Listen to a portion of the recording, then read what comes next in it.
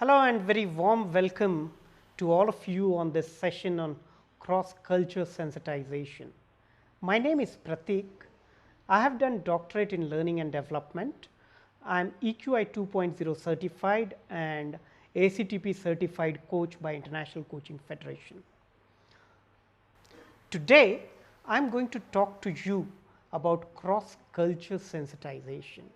In my life and my experience around 19 and a half years, so far I have dealt with various clients from various geographies, right from US, Israel, Middle East, to Central and Eastern Europe, to Western Europe, to UK, to the US, so on and so forth.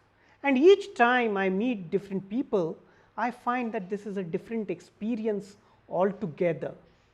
Whenever we talk about various experiences, we always wonder why people behave the way they do, or why people sometimes are not so explicit, or sometimes they are too direct to the extent that we consider them a little rude. However, there is a complete cultural synthesis model that one needs to look at. Culture is nothing but an element that comes from our belief systems, our religion practices, our society, and overall the kind of norms those have been set. Now, various people have various norms. For example, you go to any Far East Asian countries or Southeast Asian countries, including Japan, Korea, China, Singapore, you would always find that people hand over cards or their visiting cards with utmost care. For example, in Japan, when you go and you present your card, you are expected to do something like this. You present your card with both your hands facing the person to whom you are supposed to hand over the card. This is called meisha in Japan. Okay. If you are doing this, this means I am really happy to present my card with the company that I work with, which I am proud of. Okay. In other parts of the world, visiting card is taken or given in a very casual manner. Okay. Second difference that I would like to tell you, it's always said a truth is a truth and must be spoken to the greatest detail if you are in Germany. A truth is good as long as it does not rock boat in UK, and a truth is always negotiable if you are in Italy and China. So, these are various elements how we look at communication. For example, if somebody says, I will get back to you in India or in UK or in the US, it would be taken up as I will never come back to you. Okay. Whereas, if you say the same sentence in a slightly different nation or a nation which has slightly different culture than this, it is expected that you get back to the person. However, these things are very, very different in terms of their overall communication or things which are seen very, very explicitly. Okay. However, this explicitness has to be understood by understanding A, the historical, B, the management, C, the cultural, and D, the societal experience. For example, you go to any Far East Asian countries, it is always about collectivism and harmony at the workplace. Vis-a-vis, you come to US, which is more individualistic. So, we talk about individual preferences, we talk about individual habits. For example, in India, it is very common that you speak to your colleague or your bosses about your families or your friends, etc. In certain countries, these are strict taboos. In some of the countries, while going to a client's place, you get a gift which is expected by the client. But in some countries, gift giving is strictly prohibited when it comes to delivering a particular business relation.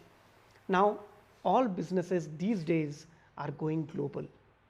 We have people from various geographies, various races, countries, etc. We have our clients located in different geographies. We have our vendors working in different geographies. We have our teams which are getting diverse from time and again.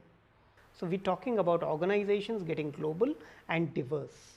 In this in this context, it is all the more important that we display sensitivity towards their culture.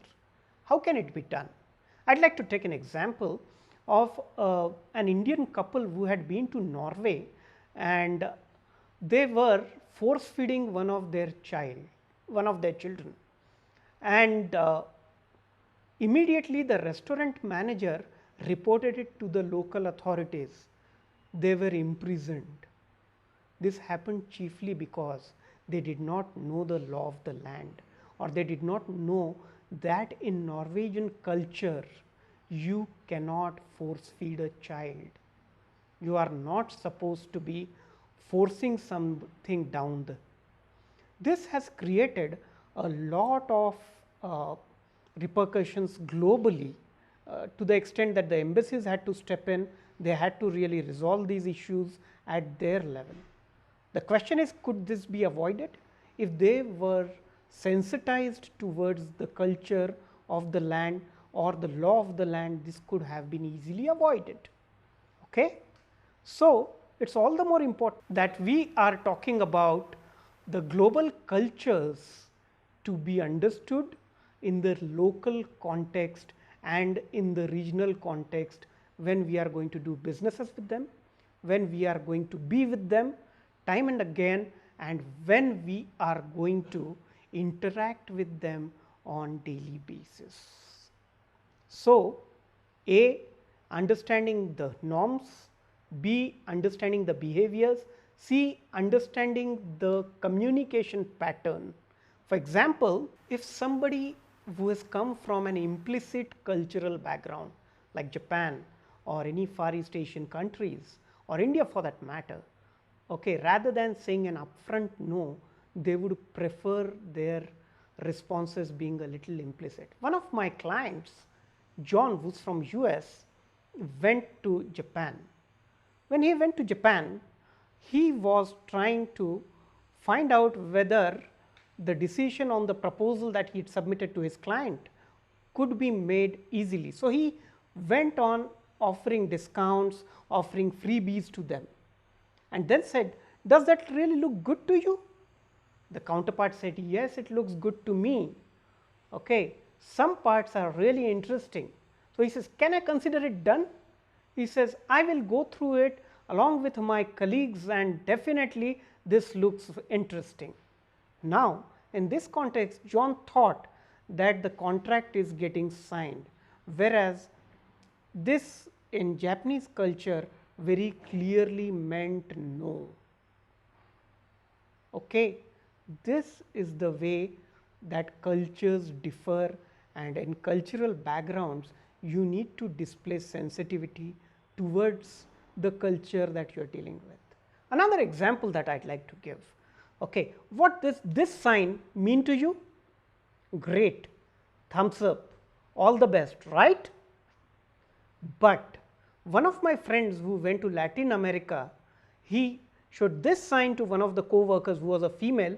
She came and slapped him across the face, because this sign is considered as an obscene sign in some of the Latin American cultures. Now, we understand why we need to understand cultures. Globally, we are talking about 196 countries, 7,000 languages, and close to 7.6 billion population. It would be really interesting to know how many cultures are present in the world, how we can deal with them and make good relationships if we understand them better. This is where I welcome you all to join cross-culture sensitization, understand other cultures and look at a synthesis of various cultures. This would enable you to deal with your clients better, with your workforce better, with your colleagues and vendors better. So, for a better business understanding and to avoid any misunderstandings in future, cross culture sensitization is a must. That's about it.